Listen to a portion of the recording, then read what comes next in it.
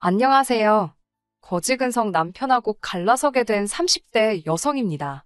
사업을 하시는 아버지와 전업주부이신 어머니 밑에서 외동으로 태어난 저는 경제적으로 비교적 여유가 있는 학창시절을 보냈습니다. 제가 미술에 재능이 있다고 생각하신 부모님께선 제가 17살이 되던 시기에 미국으로 유학을 보내셨지요. 그렇게 미국에서 고등학교와 대학교를 마치고 한국으로 돌아오게 되었습니다. 한국에 들어온 지 반년 만에 패션 회사에 들어갔어요. 이제 망해서 없어진 회사니까 솔직하게 털어놓아도 되겠지요? 일은 어찌나 많고 월급은 얼마나 짜던지, 그리고 야근은 뭐 말할 것도 없었고요. 그래도 첫 직장이었던 만큼 열과 성을 다해서 열심히 일했습니다. 지금 생각해보면 말 그대로 제 자신을 갈아 넣었던 것 같아요. 그래서였을까요? 2년쯤 되어가던 무렵에는 처음 입사했을 때보다 체중이 5kg도 넘게 줄어있더라고요. 머리엔 원형 탈모도 오고 나이에 맞지 않게 손가락도 마디마디 쑤시고 골병 든다는 게 딱 이런 거구나 싶었습니다. 말이 나왔으니 말인데 교통편은 또 얼마나 지옥이었는지 모릅니다. 거리상으론 20분 정도 걸리는 멀지 않은 곳에 회사가 있었는데 대중교통으론 1시간이 넘게 걸렸어요.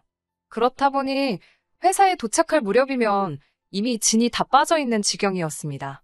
하루는 제가 얼마나 힘들었던 건지 퇴근 후 집에 도착해 현관에 들어서는데 다리가 풀려버리더라고요. 앞으로 고꾸라지면서 턱을 바닥에 찧어가지고 응급실에 갔다 왔네요. 그 모습을 본 아버지께서 크게 충격을 받으셨는지 차를 사주셨습니다. 아버지께서 차를 사주셨다는 것과는 별개로 제 자신의 체력을 키워야겠다는 생각이 들더라고요. 그렇게 회사 생활 3년 끝자락에 등산을 시작했습니다. 제 나이 때 회원이 많이 가입되어 있다는 모임에 들어가게 되었어요. 아침 일찍 만나 산만 다녀오는 모임이었으니 낯을 많이 가리고 술도 잘 못하는 저에겐 딱이다 싶었네요. 그리고 그 모임에서 남편과 처음 만나게 되었습니다. 북한산에 오르기로 했던 날이었어요. 북한산은 대부분의 회원들이 호불호 없이 좋아하는 산이라 분명 많은 사람이 올 거라고 예상했지요. 그런데 그날은 이상하리만치 아무도 오질 않았더라고요. 평소처럼 아침 7시 반 등산로 입구에 도착했는데 남편만 있었거든요. 남편은 혼자 산을 올라야 하나 어째야 하나 고민 중이었다며 저를 몹시 반가워했어요.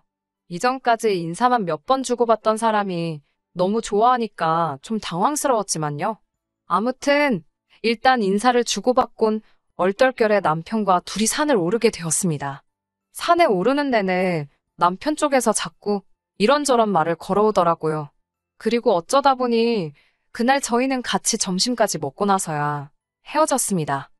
이후로 저희는 따로 연락을 주고 받기 시작했어요. 남편은 저보다 3살이 많았고 학원에서 고등학생들을 상대로 수학을 가르치고 있다고 했습니다. 그 무렵 저는 직장 생활에 너무 지쳐 있었고 차라리 영어를 가르칠까 그런 생각도 하고 있었거든요.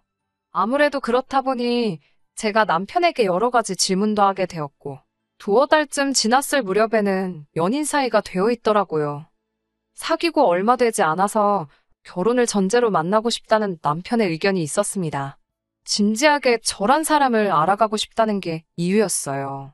저 역시 그런 마인드가 좋다고 생각해서 그러자 했습니다. 그런데 세뇌가 무섭긴 하더라고요.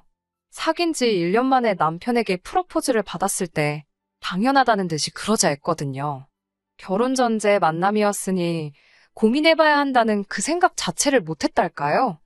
하지만 결혼 준비를 시작하면서 저는 크게 충격을 받을 수밖에 없었습니다.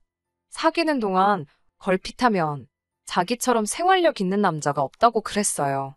가끔 제가 좋은 옷이라도 사 입으면 그렇게 쓸데없는데 돈을 써서 미래를 어떻게 준비하냐며 면박을 주던 사람이었고요.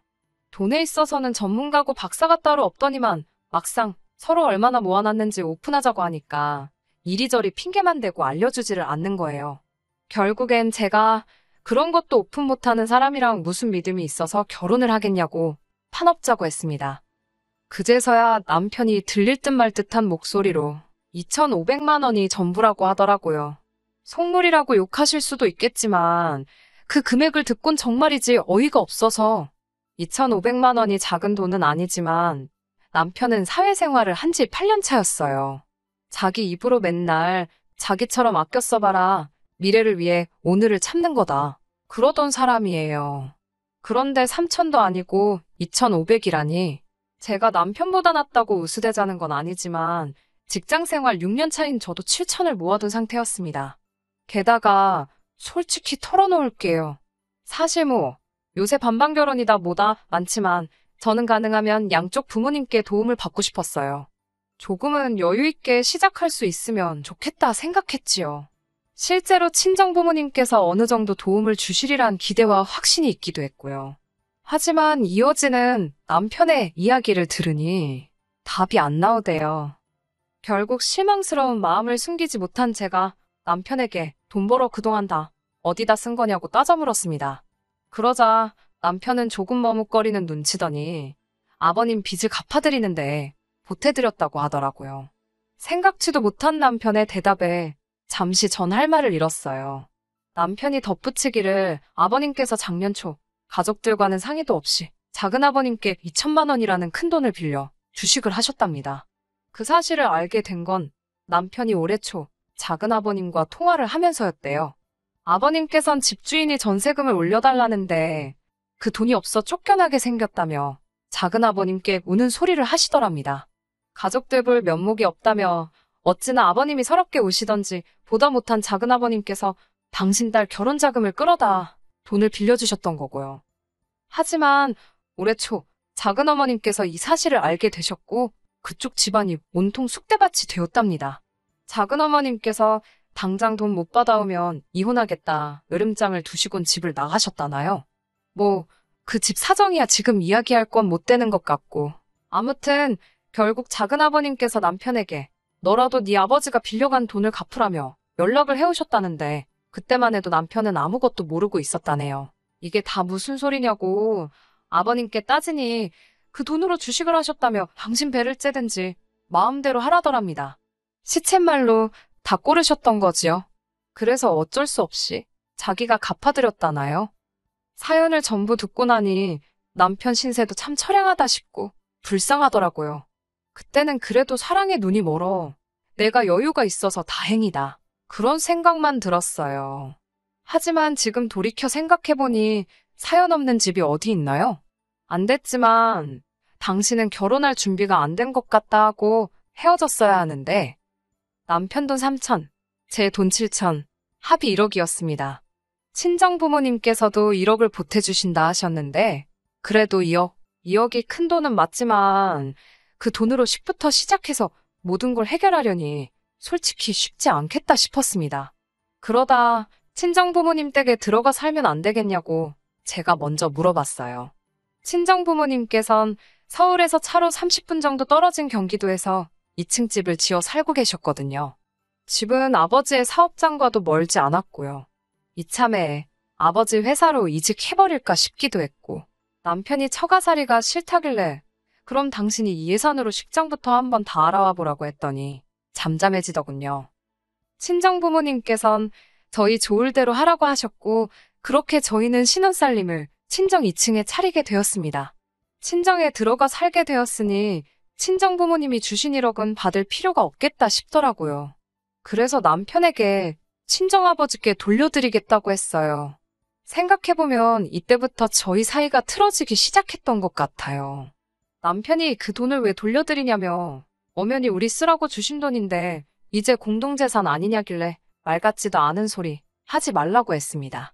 집구하는데 보태라고 주신 돈이지 당신이나 나 용돈하라고 주신 거 아니라고요. 그러자 남편도 더 말은 안 했지만 전 속으로 남편이 저런 식으로 생각을 한다는 그 사실 자체가 놀랍고 황당했어요. 그뿐만이 아니었습니다. 결혼식을 올린 후 친정으로 들어와 살게 되면서 저는 다니던 회사를 관뒀어요. 거기엔 여러 가지 이유가 있었는데요. 일단 제가 다니던 회사는 직원들 사이에서도 이제 이 회사도 곧 망하네 어쩌네 소리가 돌기 시작했을 만큼 회사 내부 사정이 좋지 않았습니다. 게다가 그 때문인지 월급을 삭감한다고 하더라고요. 반면에 아버지 사업은 전에 없이 잘 되고 있었지요. 아버지께선 쓸데없이 시간 낭비하지 말고 당신 밑으로 들어와 얌전히 일이나 배우다 물려받으라 하셨고 전 아버지의 말씀을 따르기로 했습니다. 그런데 남편은 어떻게 아버님은 저만 생각하시냐며 사위도 회사 생활 하느라 고생하는 건 안 보이시나 보다고 서운하답니다. 제가 남편에게 애들 가르치는 것과 아버지가 하시는 사업은 완전히 다른 거라고 해도 도통 들어먹을 생각을 안 하더라고요. 그러면서 남편은 어차피 제가 아버지 사업을 물려받으면 결국 자기가 저를 도와야 할 날이 오지 않겠냐며 자기도 저희 아버지 회사에서 일하게 해달라고 집요하게 저를 졸랐습니다. 하지만 인사권이 저한테 있는 것도 아니고 소용없는 짓이라고 딱 잘랐어요. 그러자 이 겁대가리도 없는 인간이 장인어른 무서운지 모르고 직접 저희 아버지를 찾아가 자기도 아버님 회사에 꽂아달라 그랬답니다. 언젠가 제가 물려받으면 자기가 옆에서 잘 돕겠다면서요. 하지만 저희 아버지께선 단칼에 그 제안을 거절하셨지요. 부부가 같이 사업해서 좋을 것 없다고 각자가 잘하는 걸 하는 게 제일이라면서요. 친정아버지한테 까인 남편을 보고 있자니 좀 불쌍하긴 하대요. 그리고는 아침마다 출근하면서 너는 좋겠다고 까는 상사도 없고 교통지옥에 치이지도 않고 어찌나 앓는 소리를 해대던지요. 도대체 어쩌라는 거냐고 저도 지쳐서 따져 물었더니 제 차 좀 빌려달랍니다. 내키지는 않았지만 이것도 안 된다고 하면 생난리를 치겠다 싶어서 키를 건네주었어요. 그런데 이게 또 화근이었네요. 그날 이후로 남편은 매일같이 제 차를 끌고 출퇴근을 해댔습니다. 심지어 친구를 만날 때도 끌고 나가더라고요. 안 되겠다 싶어서 차 키를 다시 뺏었어요. 그리고는 경차를 한 대 사주겠다 했지요. 경차를 사주겠다 한 이유는 단순했습니다. 출퇴근용으로 저희가 가진 예산 안에서 해결하려고 하려면 경차가 적당했거든요. 그러자 남편이 저더러 넌 외제차 타면서 난 경차 타라는 거냐고 말도 안 된답니다. 자기가 남잔데 그래도 가오가 있지 자기도 외제차를 사달라대요. 나는 아버지가 사주신 거라고 내가 왜 당신 외제차를 사주냐고 하니까 그러자 그럼 제 차를 자기한테 주고 저더러 경차를 타고 다니래요. 제가 싫다니까 또 한다는 소리가 그럼 저희 아버지한테 가서 자기 차도 사주시면 안 되냐고 물어봐 달랍니다. 장인어른 때문에 자기는 아침마다 버스 타고 출퇴근해야 되는데 미안해서라도 한 대 사주시지 않겠냐고요. 듣고 있는데 진짜 이 인간이 미쳤나 싶어서 너무 화가 났어요. 결국 제가 그러면 당신도 당신 아버지한테 사달라고 하라고 쏴붙였습니다. 그러자 남편은 자기 아버지 돈 없는 거 뻔히 알면서 저런다고 저더러 못돼 처먹었답니다. 그렇게 남편의 뻔뻔함에 점점 치가 떨리던 와중 도무지 안 되겠구나. 이 인간은 글러먹었구나. 갈라서야겠다 싶은 일이 벌어졌어요. 결혼한 지 1년이 좀 넘었을 때였어요. 친정부모님께서 저희에게 하실 이야기가 있다며 내려오라고 하셨습니다. 1층 거실로 내려가니 친정아버지께서 들어와 사느라고 고생이 많다고 그러시는 거예요. 저는 들어와 사는 정도가 아니라 얹혀 사는 거라고 웃으며 대답을 했어요. 하지만 남편은 기다렸다는 듯이 맞다고 어른들 모시고 사는 게 정말이지 쉬운 일이 아니라며 아주 무슨 거드름을 피며 대답을 하더라고요. 어이가 없어서 생활비도 한 푼 안 내고 살고 있었는데 뭘 모시고 산다는 건지. 하지만 이 무렵 이미 남편의 뻔뻔함에 질릴 대로 질려있던 터라 걸고 넘어지기도 싫었습니다. 너는 짓거려라. 나는 안 듣는다라는 심정으로 들은 척도 안 하고 있었네요. 친정아버지께선 그런 저를 바라보시며 너희 사이도 요새 안 좋은 것 같고 젊은 부부끼리 알콩달콩 살아봐야 하는데 그걸 못해서 그런가 싶다며 제 앞으로 무슨 서류 하나를 내미셨습니다. 아파트 등기부등본이더라고요.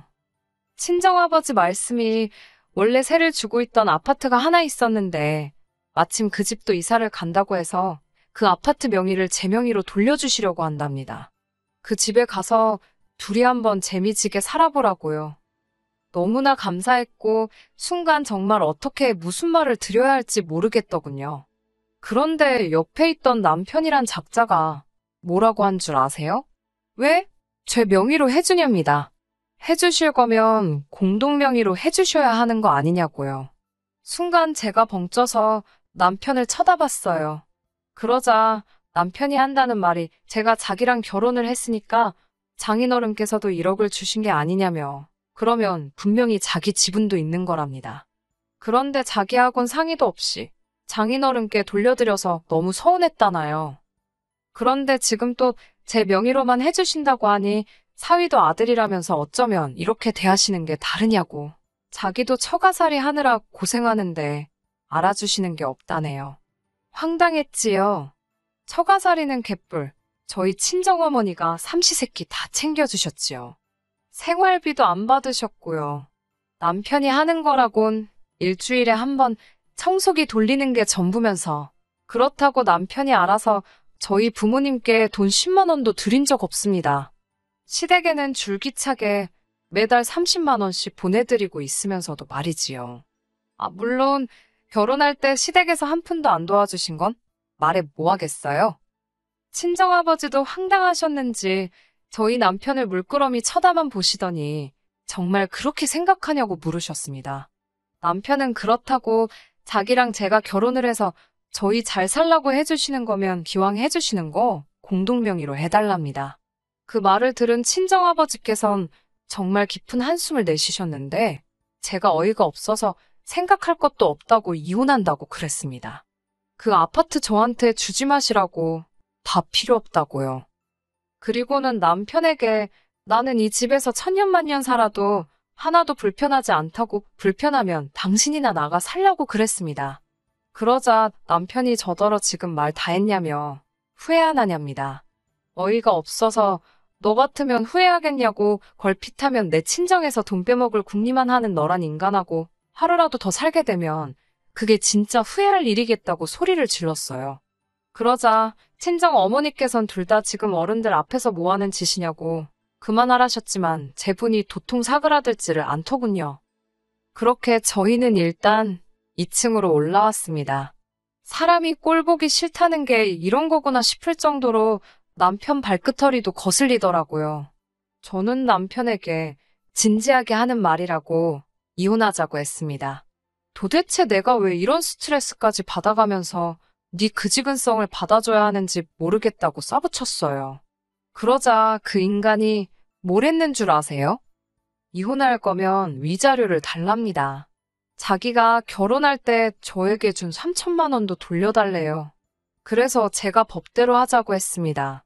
제가 법은 잘 몰랐지만 제가 진다는 건 말도 안 된다 싶었기에 그냥 내질렀네요. 하지만 며칠 뒤 남편이 웬일로 꽃다발을 사와서는 그동안 자기가 너무 심했던 것 같다며 미안하답니다. 무슨 개수작인가 싶어 남편이 잠든 그날 밤 남편 바지 뒷주머니를 살펴봤어요. 예전부터 그런데 영수증이고 뭐고 다 쑤셔넣는 사람이거든요. 그리고 거기서 변호사 명함을 찾았습니다. 그럼 그렇지. 변호사랑 뭔 얘기를 해도 했다는 생각이 들었고 나를 가지고 놀려 했다는 생각에 한마디로 가소롭더라고요. 이튿날 그동안 아무 일도 없었다는 듯이 나오는 남편에게 합의로 할 건지 소송으로 갈 건지 물었습니다. 그러자 역시 집어넣게 못 준다고 또 부르르 승질 부리더라고요. 이 정도 했으면 그냥 넘어가야 되는 거 아니냐고요. 결국 합의 이혼했습니다. 본인도 아무 승산이 없다는 걸 알았던 모양이에요. 위자료는 개뿔 그 3천만 원도 안 돌려줬습니다. 당신 집에 드린 용돈이면 당신 그놈의 차며 생활비부터 시작해서 한번 제대로 계산해 볼 거냐 하니 찍소리도 못하길래 그런 거 안 뺏는 것만으로도 감지덕지하라 했네요. 이혼하고 나니까 정말이지 알턴이가 빠진 것처럼 가슴이 후련합니다. 친정부모님도 모처럼 제 밝은 얼굴 봐서 좋다 하시네요. 똥차도 치웠으니 이제 좋은 일만 있지 않을까요? 끝까지 들어주셔서 감사합니다. 오늘의 사연은 여기까지입니다. 구독과 좋아요, 알람 설정 부탁드리고 더 좋은 사연으로 다시 찾아뵙겠습니다. 감사합니다.